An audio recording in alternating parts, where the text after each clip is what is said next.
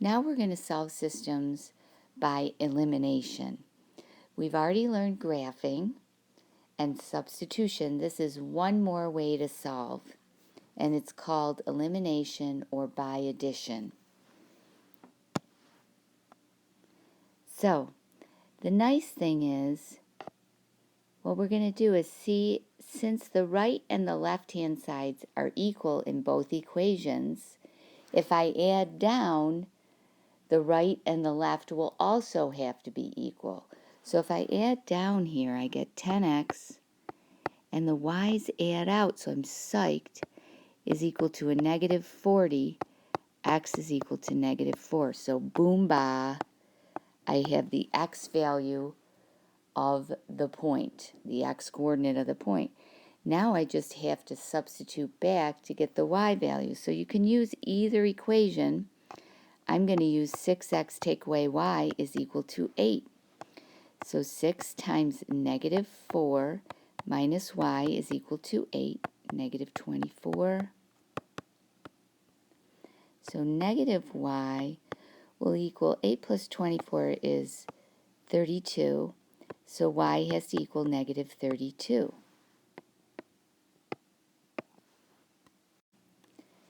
So there's only one solution. The system is consistent.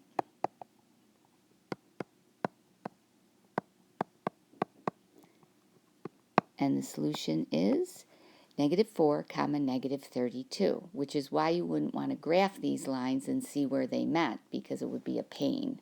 Next, let's do another one. Yeah, let's. This time, if we add down, you guys, it's not going to work out because you're going to get 3x, negative 11y, and negative 10. So we need to multiply the top equation by a number so that the x's will add out or the y's will add out. But the y's are more of a pain because you got a 5 and a 6. If I have a negative 2 in front of this x, I will be golden. So I'm going to multiply both sides of the top equation by negative 2, because what you do to one side in multiplication, you have to do to the other to keep a balance. So I get negative 2x plus 10y, got to multiply everything through by negative 2, is equal to a regular 12.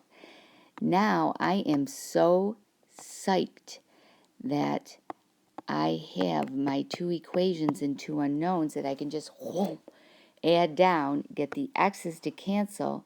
So I'll get 4y is equal to 8, y is 2. So this time I have the y coordinate of the solution. And then I'm going to take 2, plug it in for y in either one of these equations. The first one's easiest. Does it matter? Answer? No. So we put 2 in for y, and here's my result.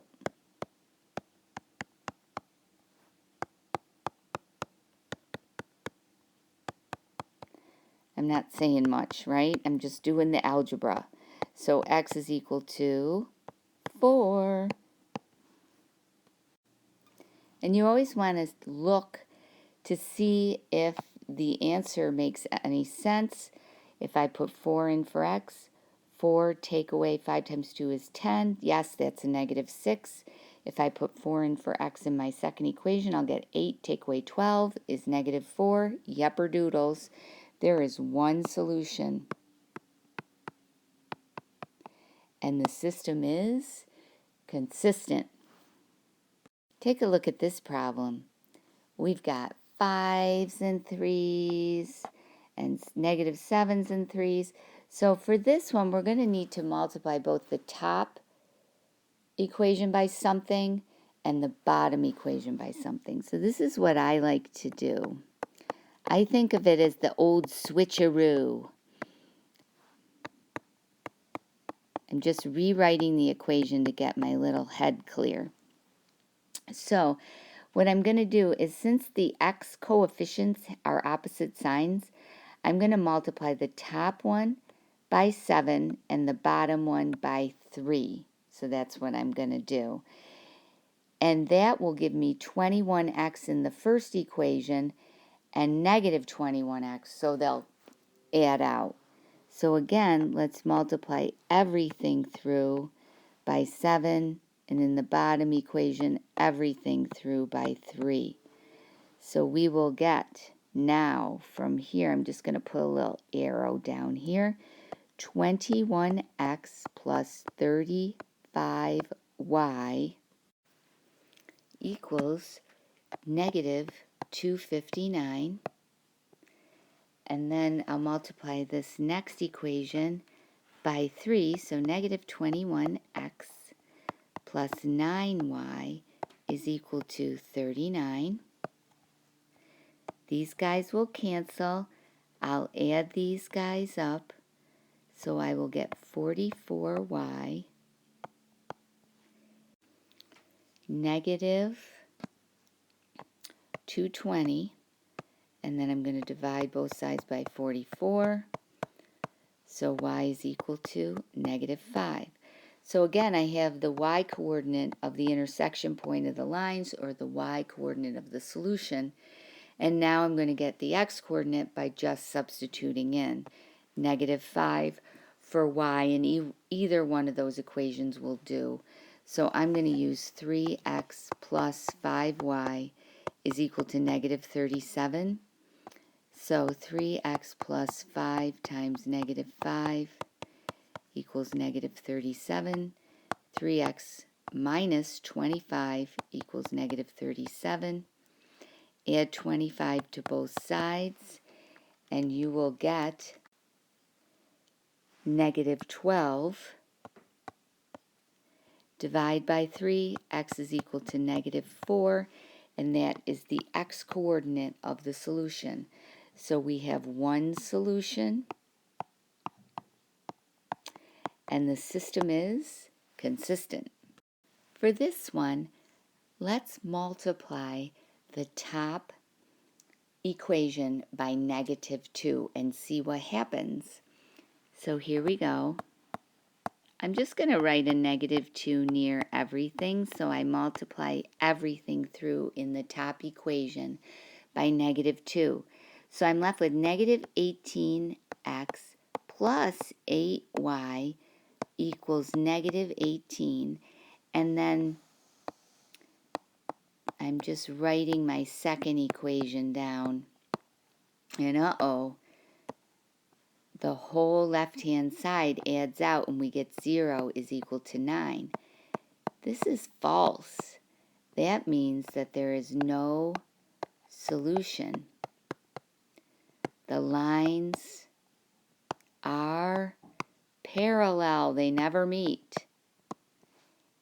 And we call the system inconsistent. Perfect. So if you're asked any one of those three things, you can get it right on the money. Next. Again, let's look at this one. I'm going to multiply the top equation by 2. And you're like, why? Because I would like the x's to have different signs and the same coefficient in front. So here we go. 10x plus 6y is equal to 10. Well, I bet you are like, I get this now. Okay, so the left-hand side adds out, and the right-hand side adds out. So I get 0 is equal to 0. That means, what does that mean? That's a true statement. So there are infinitely many solutions. So that means that the lines are the same and the system is dependent. Now you guys can go ahead and do the lesson associated with this. Stay strong and do the math.